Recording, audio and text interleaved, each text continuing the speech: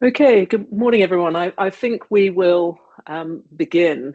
Uh, Thank you very much for joining me for this morning's webinar. Um, if you've got any questions, I hope there will be time to deal with some of them at the end. If you want to pop them in the chat bar at any point, that's where they're likely to come to my attention, and I will pick them up at the end rather than deal with them as we go along. Of course, as we know, really, over the past few years, the FCA has repeatedly stressed in speeches, publications, and in its direct communications, its focus in clamping down on non-financial misconduct. Now, it's fair to say, I think, that despite a great deal of talk, action was fairly limited prior to last summer. On the 2nd of July 2025, the FCA published a policy statement and consultation paper confirming that it was expanding the scope of COCON to more closely align the rules on non-financial misconduct between banks and non-banks to bring incidents of work-related non-financial misconduct in non-banks within the scope of COCON. Unfortunately, instead of producing changes to the handbook guidance as it had promised in 2024, the FCA launched into a further consultation process designed to understand whether there was, in fact, support for formal additional guidance.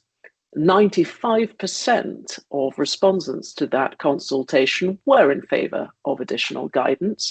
I should say, although not a respondent, I was one of those people very much hoping for further guidance. And finally, in December of last year, that guidance arrived, and it puts a clearer analytical framework around how firms should approach non-financial misconduct. And the FCA has been very clear that its policy work is now done and that its focus will turn to how firms tackle this in practice. Now, I've taken the view for this morning's webinar that simply summarising the guidance is not the best use of your time on a sunny morning. You can all read it. And the real difficulty, of course, is in applying the guidance and in deciding, for example, when should a firm investigate? How far should it investigate? How should it approach those edge cases where conduct sits partly inside of work and partly outside? What should it do with private life conduct?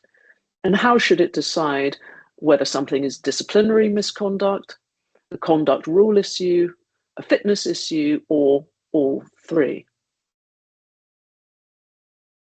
Sorry, I can see in the chat bar there is an echo. Hopefully that will stop fairly soon. And of course, also what is important for firms is knowing how to reach an outcome that will withstand scrutiny later, internally, legally, and from a regulatory perspective, because increasingly firms are not being judged simply on whether they acted, they're being judged on whether they can later explain coherently and proportionately why they acted as they did to someone who wasn't there at the time. And very often that second question, the why question, is harder than the first. And it's particularly difficult for financial services firms because, as we know, what may begin as a simple misconduct allegation can very quickly become a multi-audience decision, by which I mean it can become start as an HR issue and a governance issue and become a conduct rule issue, a fitness issue, a remuneration issue, a regulatory issue, and sometimes a senior manager accountability issue. So my focus today is not solely on what the FCA says, it's how to make difficult decisions under that framework in a way that is robust, proportionate, and defensible. So just looking at the new rule that was published in July, according to the FCA, the purpose of it is for non-banks, and indeed the guidance, is to align the conduct rules in banks and non-banks for cases of serious non-financial misconduct so that there is greater consistency across financial services. Secondly, the purpose of the guidance is to help firms make fair, consistent decisions and take decisive action when standards are breached.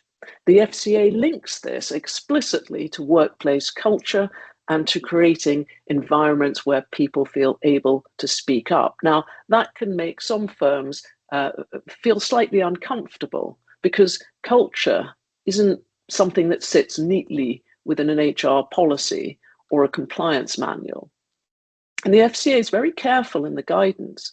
It's not saying, here is the right answer to every case. In fact, respondents to the consultation had asked the FCA to go further and to provide more case studies, but the FCA declined to do so. And in the published guidance, it's explained its reasons for not doing so. Firstly, each case, it says quite rightly, of non-financial misconduct is unique. Over-prescription risks undermining fact-specific judgment, and it's important for firms to retain ownership of difficult decisions. And so I think what's really important for firms and us as advisors to understand is that this guidance is designed to support judgment, not to replace it. The primary responsibility for preventing non-financial misconduct and dealing with it when it occurs rests with firms. And the FCA is not asking firms to find the correct outcome. It's asking firms to exercise reasonable judgment and to be able to explain it. And the emphasis on explanation is crucial because explanation is what boards, auditors, regulator, and indeed employment tribunals will all ask for after the event. So what do we mean by non-financial misconduct? Well, in 2018, Christopher Woolard told us that non-financial misconduct is misconduct, plain and simple. Now, that phrase has been quoted endlessly ever since, but it doesn't really answer the operational question that firms struggle with. And the historical difficulty has never really been the principle, it's been the threshold, the point at which non-financial misconduct becomes a regulatory concern. And the guidance that was published in December of last year addresses the problem that existed with the previous COCON and FIT handbook guidance. Because the problem was that all the examples of the kind of conduct that would breach COCON, or which would call into question fitness and propriety, were examples of financial misconduct. And that left a real uncertainty about where interpersonal misconduct crossed the regulatory line. And the new guidance addresses that, but not by producing a long and exhaustive list of prohibited behaviours. It does so by providing a framework for evaluating work connection, seriousness, and what the conduct in question says about integrity, judgment, and fitness. And it's absolutely plain that the FCA's concern is with not with label, but with significance. And put simply, non-financial misconduct is shorthand for conduct that doesn't involve traditional financial wrongdoing, such as market abuse, misleading regulators, financial dishonesty, but it's conduct which may nevertheless say something important about integrity, trustworthiness, abuse of power, judgment, and fitness to hold regulated responsibility. And in practice, that includes behavior such as bullying, harassment, sexual misconduct, violent behavior, exploitative behavior, abuse of authority and discrimination. And the FCA's central point is this, really, that such conduct should not automatically be treated as just an HR matter, because in some cases, it's going to go directly to whether the individual is fit and proper to operate in a regulated environment. So just looking at the new rule that was published in July of last year, what it did was to alter the scope question for non-banks, because historically in non-banks, as we know, COCON applied only to conduct which formed part of or was undertaken for the purpose of SMCR financial activities. So that meant internal misconduct between colleagues was outside the scope of COCON unless it was sufficiently connected to the regulated activity itself. And that's why in the majority of bullying and harassment cases in non-banks historically, they ended up being treated purely as HR issues. And the new rule changes that by extending the scope of COCON to include serious non-financial misconduct between colleagues where the conduct forms part of the business through which regulated activity is carried on. So, for example, if a senior employee seriously bullies a junior colleague in an internal management meeting, that meeting may have nothing whatsoever to do with advising a client. Historically, the conduct would be outside of the scope of COCON. Under the new rules, because the meeting would still be part of the business of a regulated firm, it's enough to bring the conduct within scope.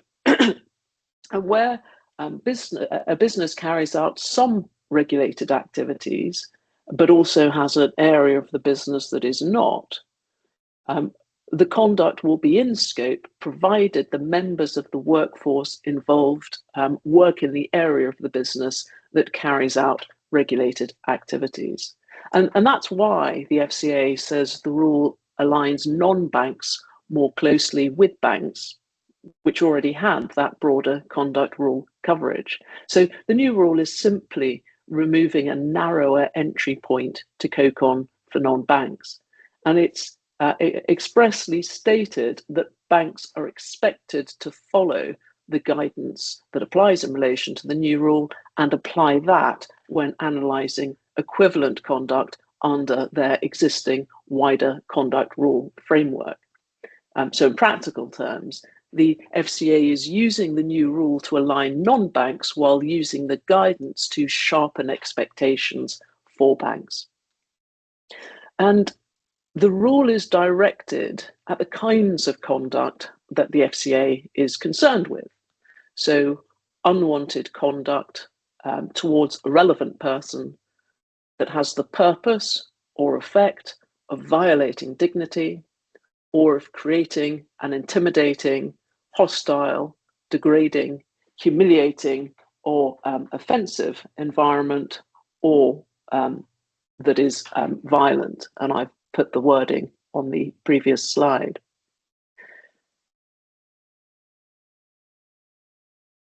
The relevant person is defined broadly as including not just employees, but contractors and others who provide services to the firm. So it's not confined to line management relationships.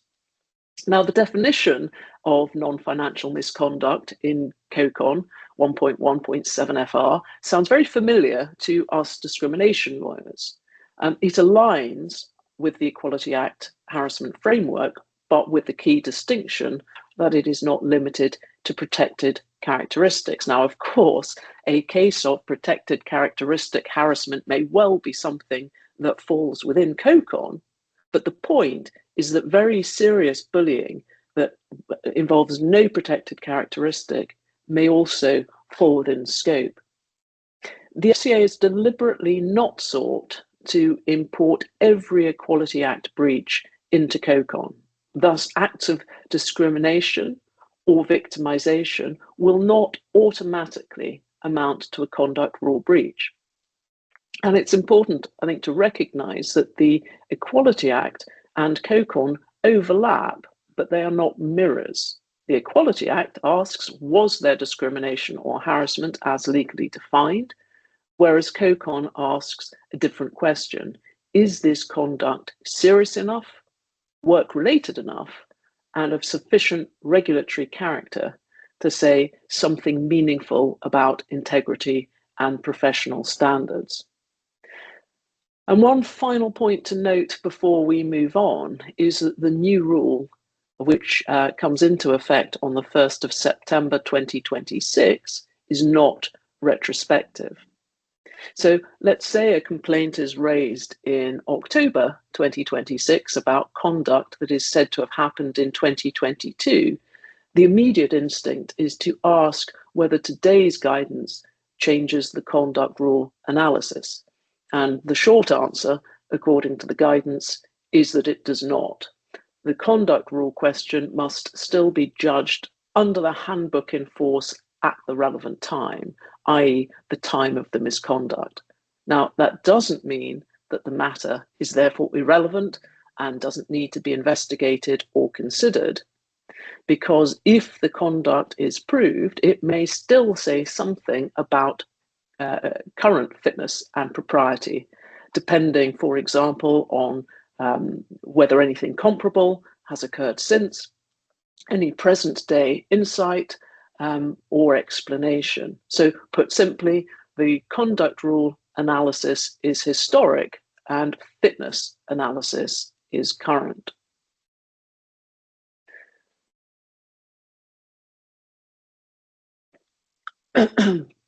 It's explicit in the guidance that a serious allegation of non-financial misconduct does not equal automatic breach.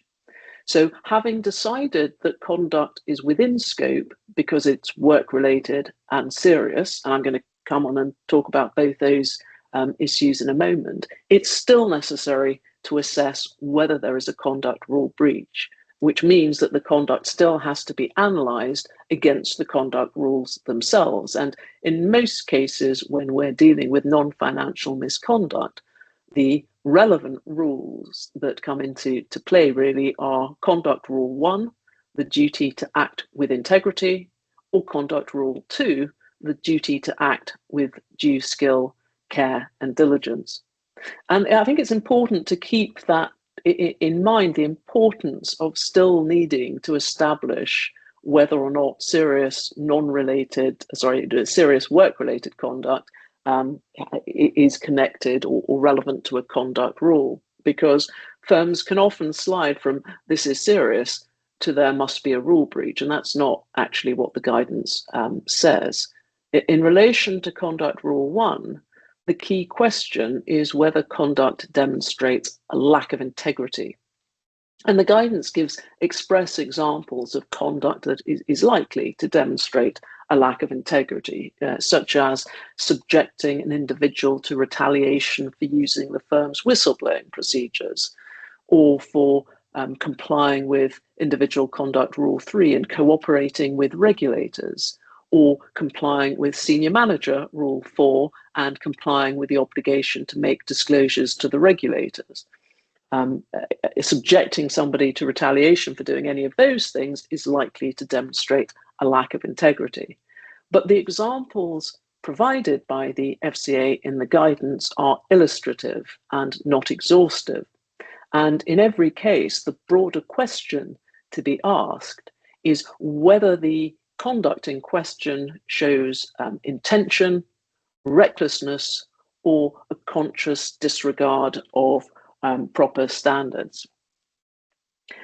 And when considering whether conduct breaches Conduct Rule 2, the duty to act with due skill, care, and diligence, the question is whether a reasonable person with the skills the individual has or ought to have would have thought that the conduct in question had the effect of violating dignity or of creating an intimidating, hostile, degrading, or offensive environment, or if it was justified.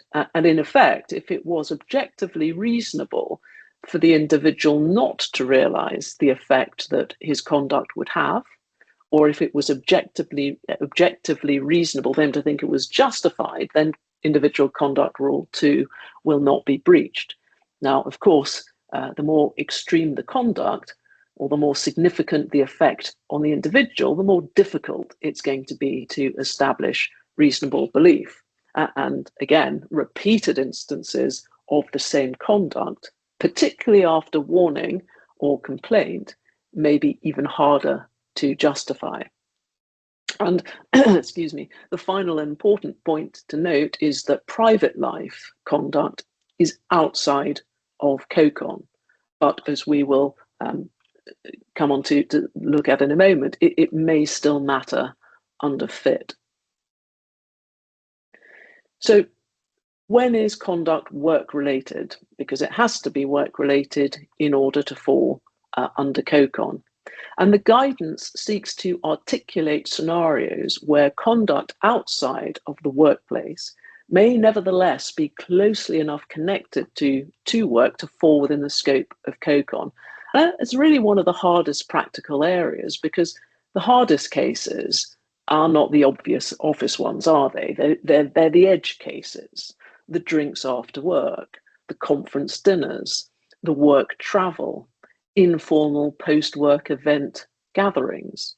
Now, the FCA's approach to the question is practical, and the guidance provides a table of examples designed to help firms determine whether conduct is work-related and within the scope of COCON. And looking at the examples, I think we can say that the FCA is really inviting firms to think about the reality and not the label. And so, for example, according to the table, misconduct that occurs between colleagues while both are on the firm's premises, or where one or both are working remotely for the firm, well, that's conduct that's likely to be in scope. So too is misconduct that occurs while colleagues are both travelling to a meeting in which they will represent the firm. Misconduct in relation to a client at a business meeting is likely to be in scope, and so will misconduct that occurs between colleagues at a social occasion organised by the firm. In contrast, however, the table tells us that misconduct by an employee in relation to a member of the public while the employee is commuting to or from their firm's place of business for work is not likely to be in scope. One of the examples that I find a little bit problematic is where it says that the misconduct by an employee in relation to a family member while an employee is working remotely for their firm is unlikely to be in scope. But I'm not sure I entirely agree with the breadth of that, because, for example, let's say an employee is attending a Zoom conference call with his camera on so he's visible to colleagues. Now, it seems to me that if the employee decides to slap a family member across the face or smash a mug in their face in a fit of anger while on the call and visible, and that conduct causes significant distress to a colleague who observes the conduct, I think it must be arguable in those circumstances that there's a relevant work connection. But I think the point is these are examples, and firms need to exercise their own judgment, depending on the specific circumstances of the case. The table of examples also says that misconduct committed by an employee towards a fellow member of the workforce at a social event organised by the employee or another member of the workforce in their personal capacity is unlikely to be in scope. But there are caveats to that. So the conduct may be within scope if the event was organised by a manager and the manager's report felt obliged to attend, or if the after event can properly be considered a continuation of a work event. Or, for example, let's say the misconduct began at a work event and continued at drinks that followed at a different venue. So I think in practical terms, when considering the difficult edge cases, firms really need to ask themselves, what was the real character of the event? Who organised it? Why were people there? Was hierarchy still operating? Did attendance carry professional significance? And what is the connection, if any, between the event and the activity of the firm? So let's take the following scenario of a team goes out for drinks after work following a client meeting. Nobody's formally required to attend, but attendance is plainly expected because the senior deal lead is there and juniors feel they should remain. A senior employee at that gathering makes repeated comments to a junior colleague, which the junior later says were humiliating and intrusive. Now, in reality, those facts often still point strongly to work-related conduct because hierarchy remains active and attendance carries implicit professional pressure. So the social context is closely linked to work itself.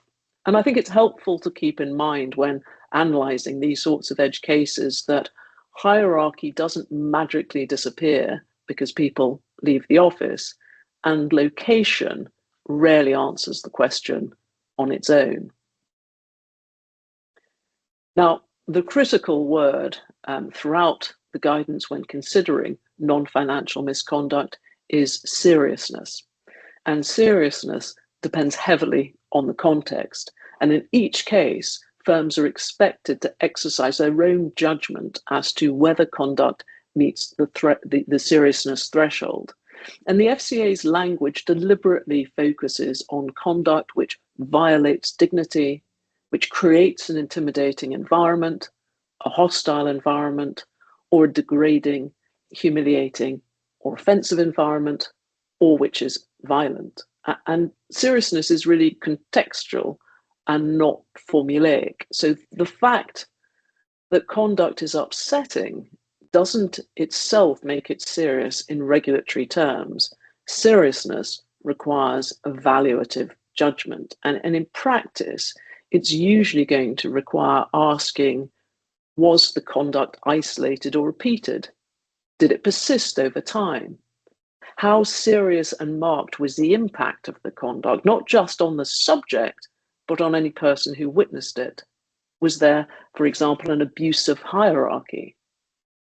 Did it occur notwithstanding that there had been prior warnings?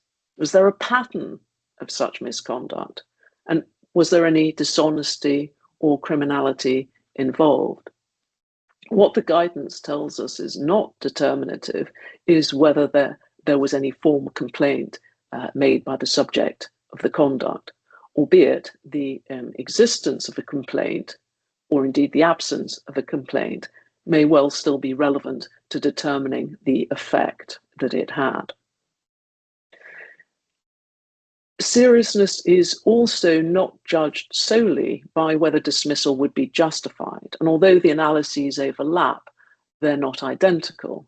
So whilst a single incident may not justify dismissal, it may still raise integrity concerns. But equally, firms must avoid overreach.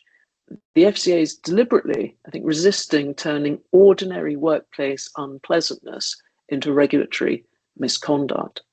And the difficult cases are not the obvious ones. Those rarely cause difficulty. The difficult cases are those borderline cases where seriousness is genuinely contestable. And that's exactly why thin documentation is now going to be very dangerous for firms.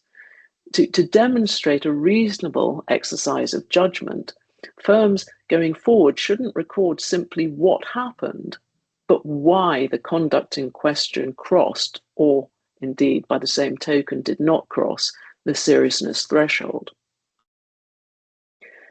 There is, as I already highlighted, a critical distinction between COCON and FIT. COCON asks, is conduct within scope, and does it breach a conduct rule? Whereas FIT asks, what does this tell us, this conduct, about whether the person remains fit and proper to do a regulated role? And FIT is much wider.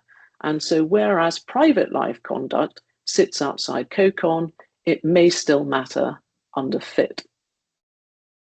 So private life. Now, this is an area where firms often feel the least certain, because the instinctive concern often tends to be either too much or too little. And I think the FCA's position is deliberately narrower than many firms perhaps initially assume. What is clear is that there is no general jurisdiction over private morality.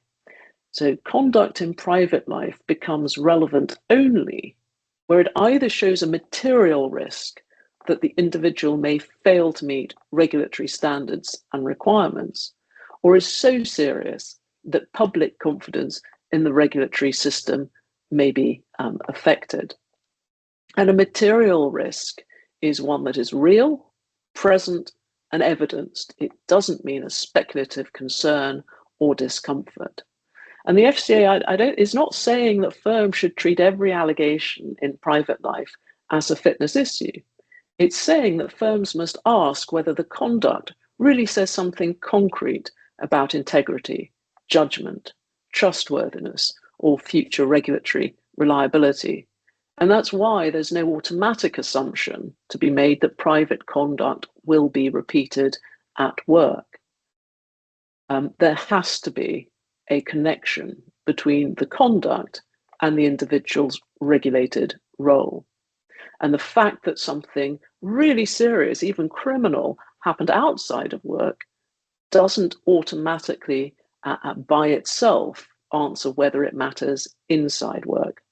But of course, private conduct can still become highly relevant where it demonstrates a willingness to disregard legal obligations, an abuse of trust, to exploit vulnerability, or behave dishonestly.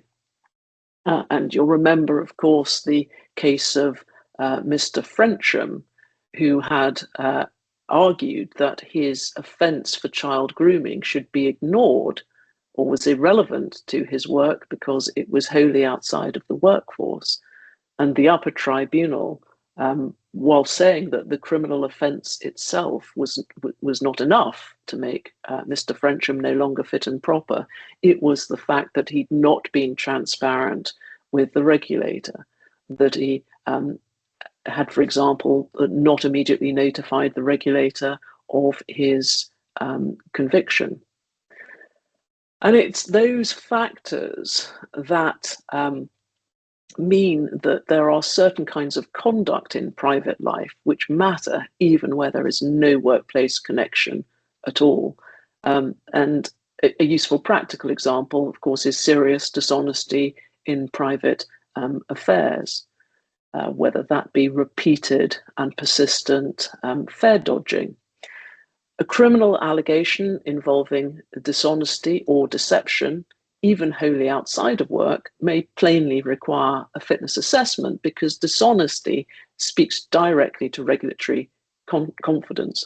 But by contrast, conduct which is embarrassing, controversial, or morally criticized may still fall well short of regulatory relevance if it doesn't reveal that kind of underlying concern or that there is a real material risk that the individual will fail to comply with the regulatory system and standards.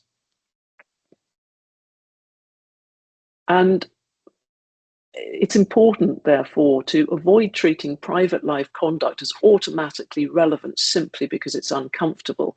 The real question is always what regulatory conclusion, if any, does this conduct reasonably support? And importantly, there's no general obligation on firms to investigate private life proactively. Firms only need to investigate where there is good reason.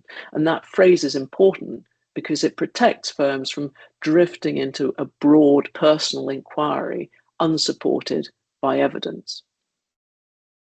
And so a mere rumour is probably not enough for there to be a good reason to investigate. Many firms, I think, are now asking the extent to which it should require regulated employees to self-report misconduct in private life. Now, the guidance doesn't mandate blanket self-reporting, and that's deliberate, I think. And I think blanket self-reporting is difficult to justify because it risks collapsing the distinction the guidance deliberately preserves between serious regulatory concern and private conduct of no present regulatory significance. And the guidance is very much built around proportionality and judgment. And it expressly warns against investigating trivial, implausible, or speculative allegations, and against assuming that private conduct will be repeated at work. And that sits uneasily, it seems to me, with a requirement to self-report everything. In practice, the safe drafting is going to be to require disclosure where conduct is serious, credible, and capable of affecting fitness and propriety or regulatory confidence. So, for example, an arrest for minor public disorder may well not require disclosure, but a credible allegation of serious dishonesty almost certainly does. And that's the difference proportionality is intended to preserve. I say that just flagging that senior managers are perhaps different because of Senior Manager Conduct Rule 4, which requires disclosure of information if it's something that the FCA would reasonably expect notice of. And that, it seems to me, can include information of underlying conduct that occurs outside of work. Now, social media is increasingly where these issues first surface. And I think firms are understandably nervous because social media can blur the line between private expression and public professional consequence. But the same material risk logic that we looked at just a moment ago with private life applies here. Social media activity in private life is not automatically relevant simply because it causes disagreement or discomfort. What the FCA is not doing is regulating lawful expression simply because it's controversial. And I think it's particularly important to understand that because many firms instinctively feel reputational pressure before they've identified any genuine regulatory concern. But lawful expression of political, social, or controversial views doesn't automatically call into question fitness and propriety, even if it's something that colleagues find upsetting or that they strongly disagree with. For example, an employee posts controversial political views online over a weekend. That gives rise to an internal complaint from colleagues that they find the content offensive and upsetting. Now, whilst that's something that needs to be considered, it doesn't automatically create a regulatory issue. And as I said, lawful expression doesn't become an issue simply because a colleague disagrees with it and complains about it. The question is whether what appears online demonstrates something more concrete about judgment, integrity, or future regulatory reliability. So threats of violence are the clearest example, and clear evidence of criminal conduct may also plainly matter. And I think persistent online conduct, which shows bullying, harassment, or intimidation, may also become relevant if it suggests a material risk of similar conduct occurring in professional settings. Social media often creates this pressure for speed because the material is visible and reactions are immediate, but it's important that speed doesn't replace judgment. And when thinking about social media, a screenshot rarely explains context fully. Sequence matters, surrounding exchange matters, and whether the content was isolated or repeated may matter significantly and should be investigated. And again, the safest question is not whether the post is unattractive, but what precise regulatory conclusion the firm can properly say it supports. Just a final note on senior manager accountability before I end by looking at some of the impact that all of this has on investigations.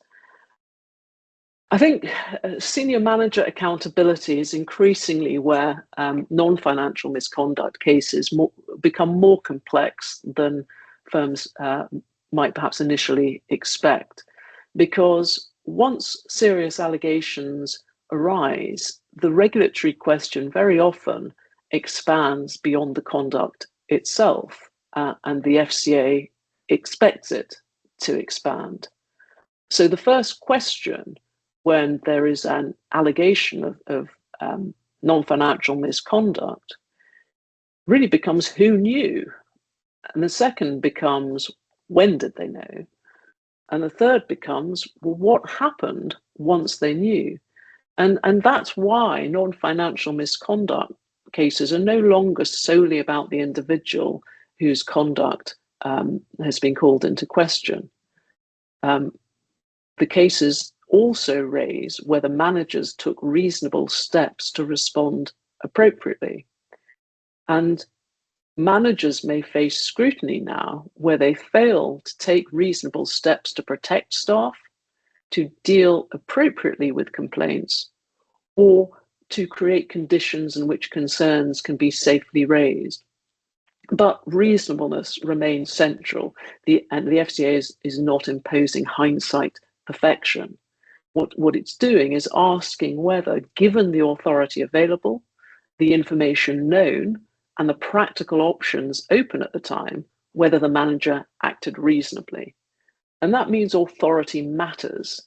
So a manager cannot reasonably be criticised for failing to do what they had no practical power to do.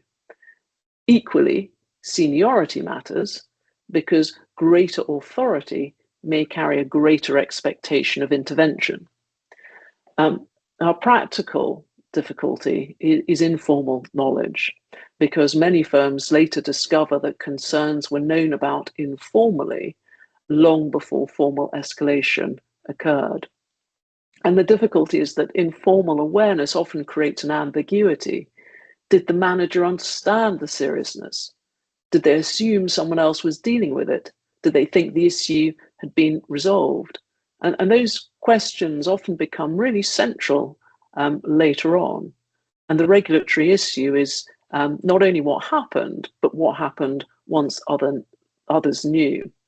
And that's why there's an increasing need to establish in investigations escalation history carefully, because accountability often turns not just on one decision, but on whether reasonable steps were taken across time.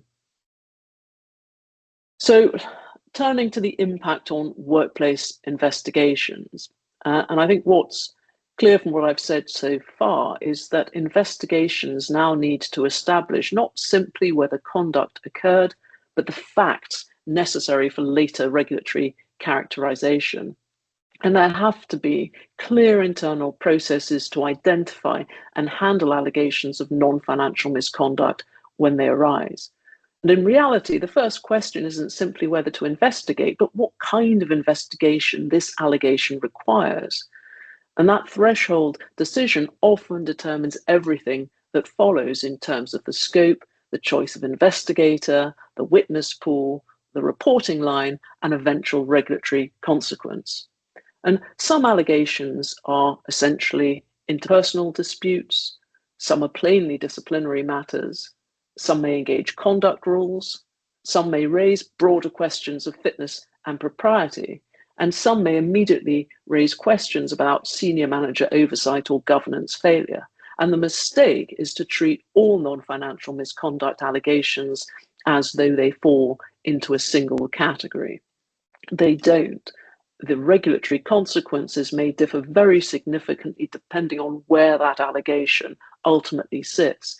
And that means it's super important for HR, legal, and compliance to work together from the outset, because the legal question, the disciplinary question, and the regulatory question are unlikely to be identical. And terms of reference matter, therefore, much more than is sometimes assumed. The terms of reference need to identify not only what the factual issues are to be investigated, but what decisions the investigation may later need to support. And in practice, terms of reference need to answer three separate questions. Firstly, what is said to have happened. Secondly, whether what happened may amount to misconduct under internal standards. And third, whether any finding may later have regulatory implications. And too many investigations begin as factual exercises, and only later is it discovered that nobody really clearly defined the regulatory question being asked. And that matters because an investigator who's only been asked whether an incident occurred may not gather the material later needed to assess seriousness, context, or proportionality. Non-financial misconduct investigations also differ from financial investigations because documentary evidence rarely resolves the central issue.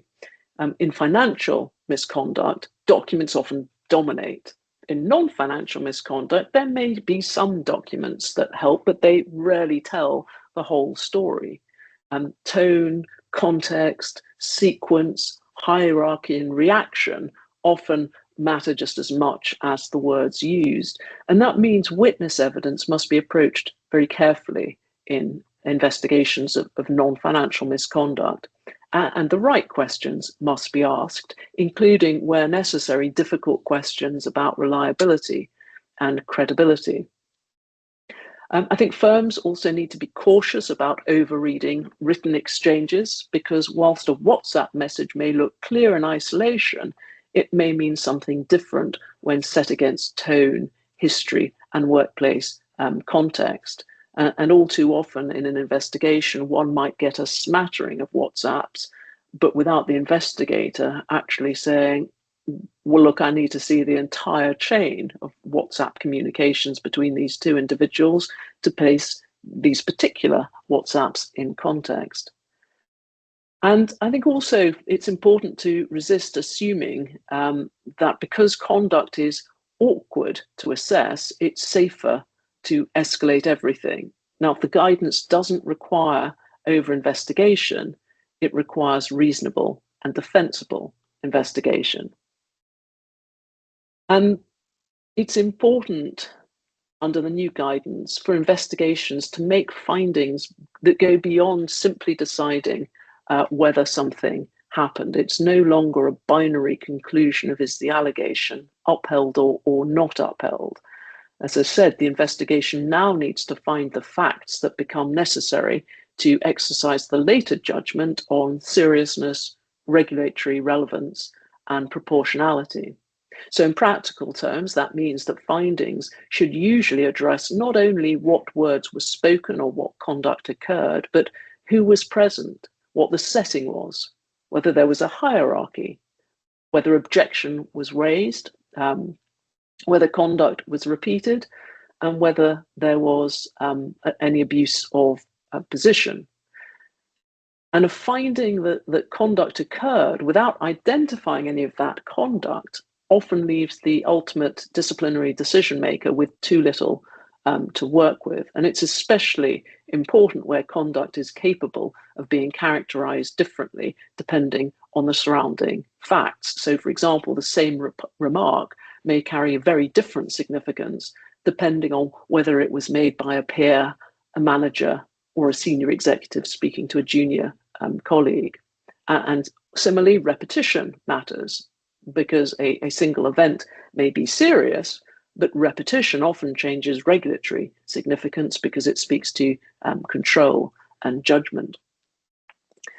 And investigators therefore increasingly need to make findings which help that later determination of whether conduct points merely to poor judgment in one moment, or whether it says something broader about the attitude to insight and risk.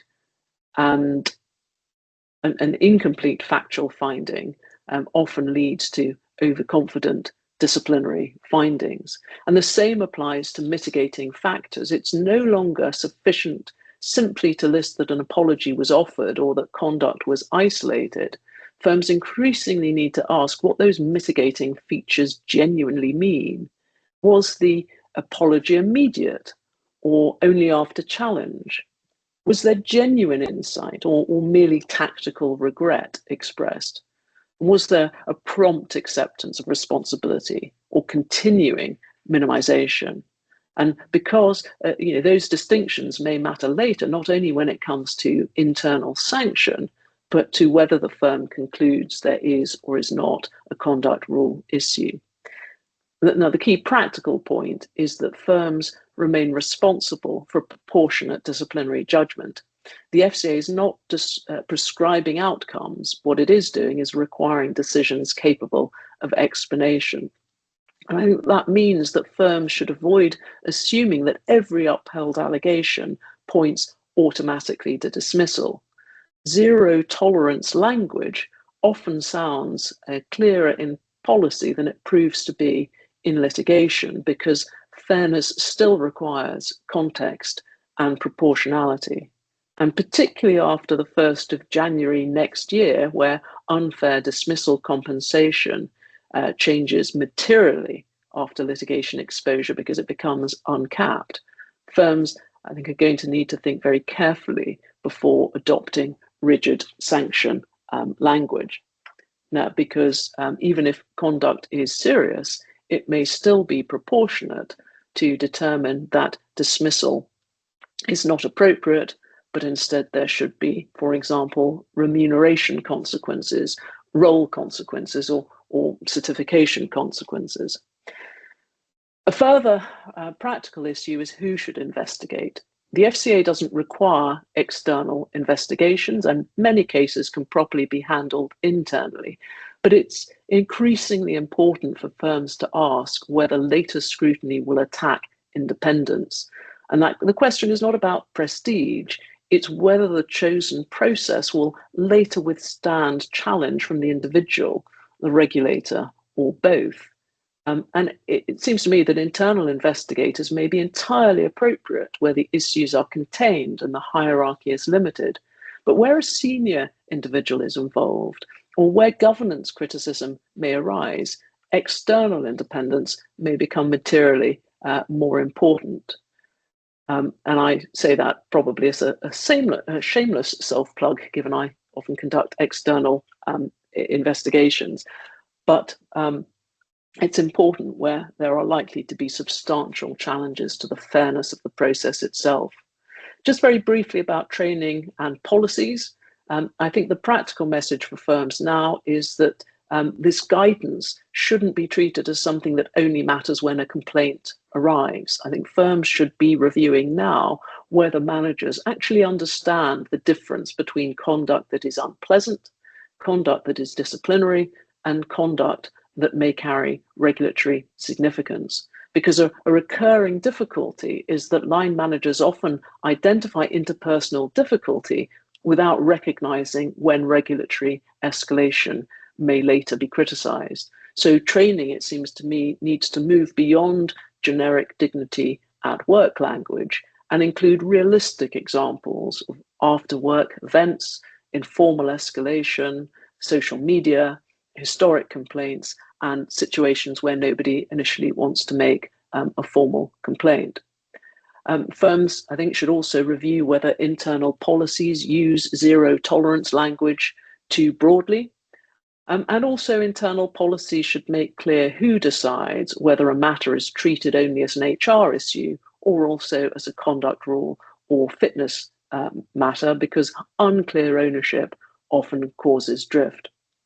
And for individuals facing allegations, is one particular practical point is that these cases are often mishandled because people focus too quickly on denying language rather than addressing context. And it's really important to engage with the context. So if something is accepted, early insight matters. If something is disputed, clarity matters. And of course, individuals should be careful not to assume that because conduct occurred outside of work, it's automatically irrelevant. And where regulatory language begins appearing early on in correspondence, it's essential that individuals take that seriously, because of course the consequences may extend beyond disciplinary sanction into certification issues and regulatory issues, and indeed regulatory references.